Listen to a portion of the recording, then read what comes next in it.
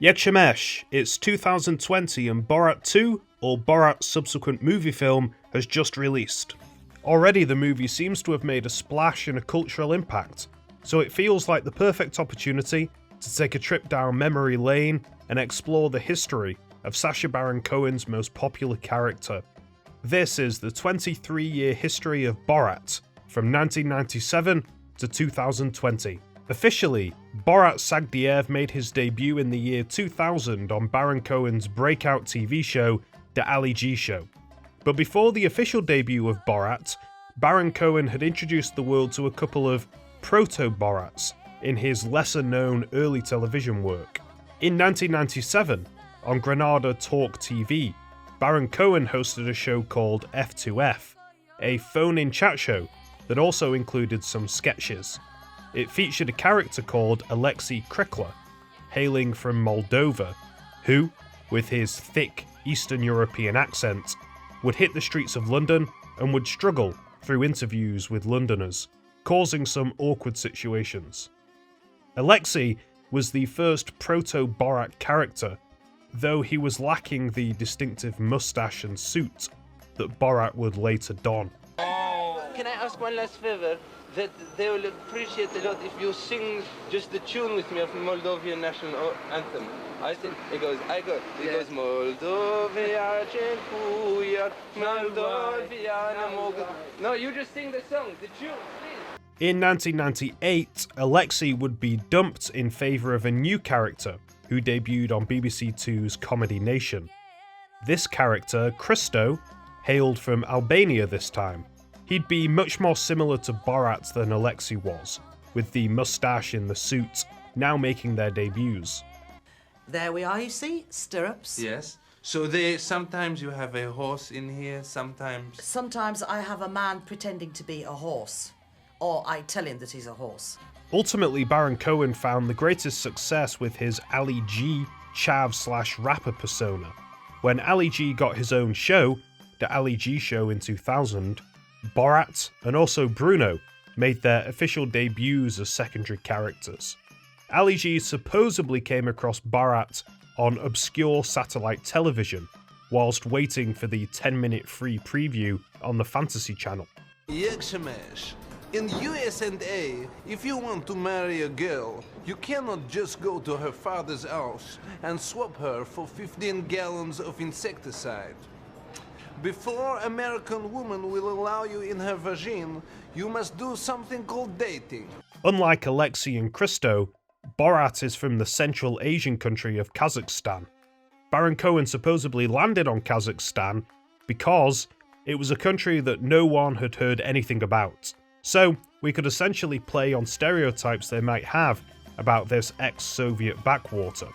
At the time of his debut, there were rumours that Baron Cohen had ripped off a Turkish internet celebrity by the name of Mihir Kari when creating the character of Borat. But seeing as Baron Cohen had been doing proto-Borat skits for years before Mihir's rise to fame in 1999, I don't think this is the case. Anyway, in The Ali G Show, Borat's portion of the show would see him travelling around the UK and the USA, learning about different aspects of British and American culture. If you've seen the movies and missed The Ali G Show, I'd seriously recommend tracking it down somewhere. There's some stunts and moments that maybe even outdo what Baron Cohen achieved with the Borat movies. The most outrageous moment being Borat's anti-Semitic performance of the song "In My Country There Is a Problem," which gets a whole southern bar singing along.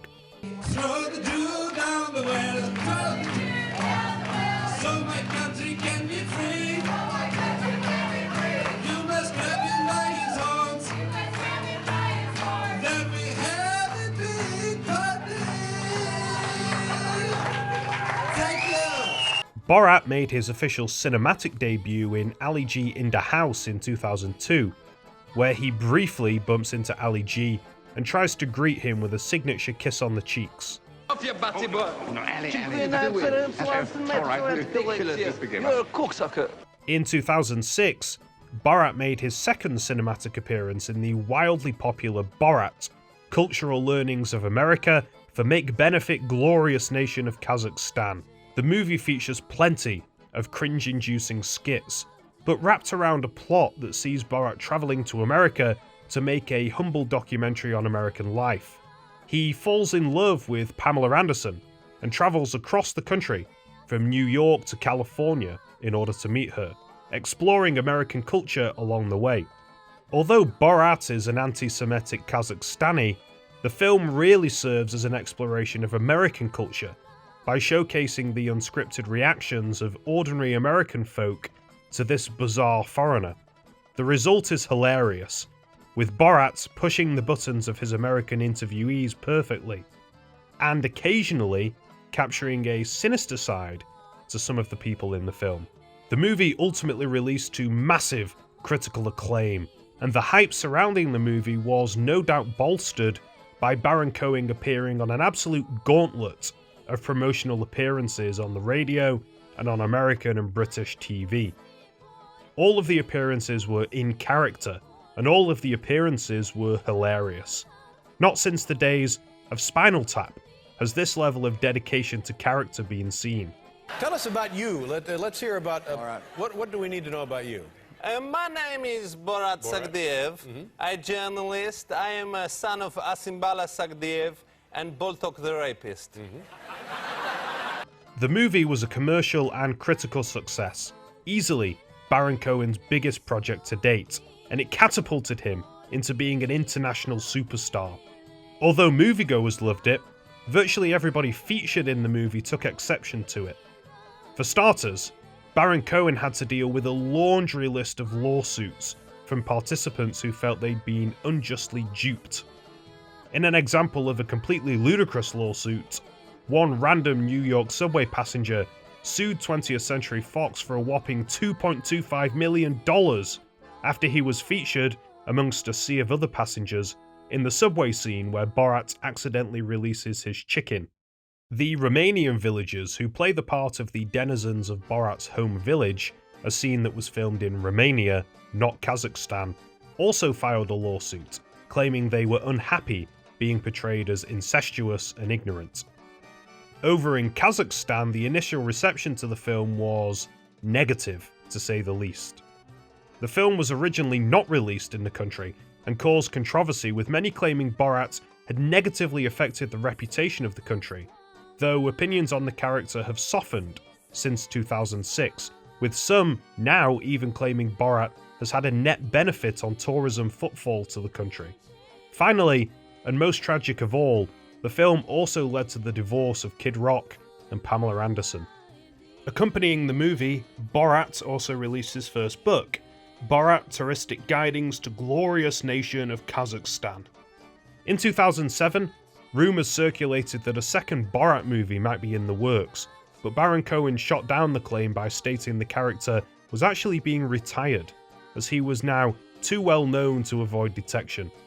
Despite this retirement, between 2007 and 2020, Borat has made sporadic television appearances, often to promote other Sacha Baron Cohen projects.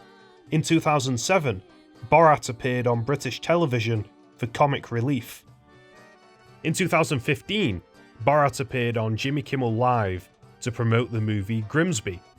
He returned in 2018 to promote TV show Who is America and Tampa in the American midterm elections.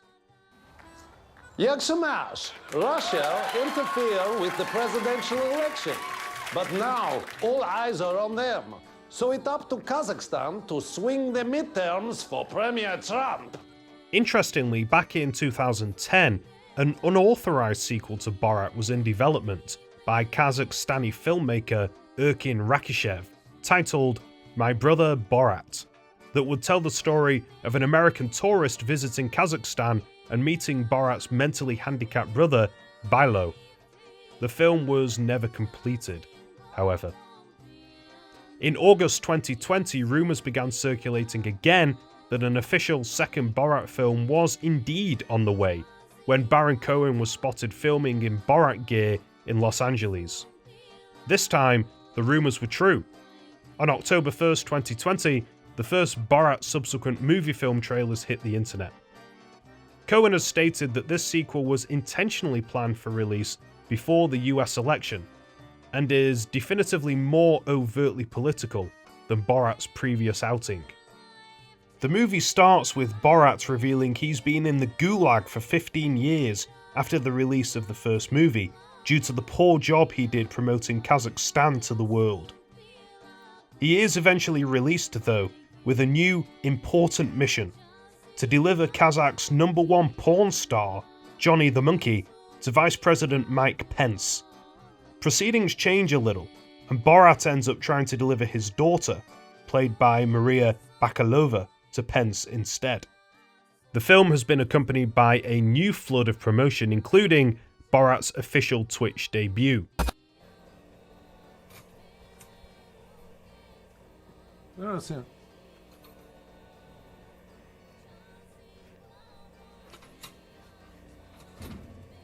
Jak się masz? Hello? Jak się masz? Hello, nice to meet you. I don't know if I get... Borat? Jak... Can you hear me? Yes. I don't know if I can...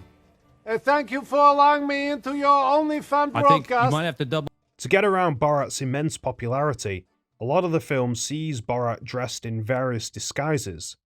In one famous scene, Borat heckles Vice President Mike Pence while in a Donald Trump suit, an event that was actually reported by the media at the time, though no connection to Baron Cohen was drawn back then. Although it's not received the overwhelming critical praise that the original did, it's certainly gotten people talking. If you've seen the film, share your thoughts with me in the comments below. And that is the complete history of Borat Sagdiyev, Sacha Baron Cohen's most iconic creation and, for better or for worse, Kazakhstan's most famous son. If you enjoyed this video, please give it a like and consider subscribing for more pop culture history videos in the future. Here's a couple more for you to check out. Thanks for watching.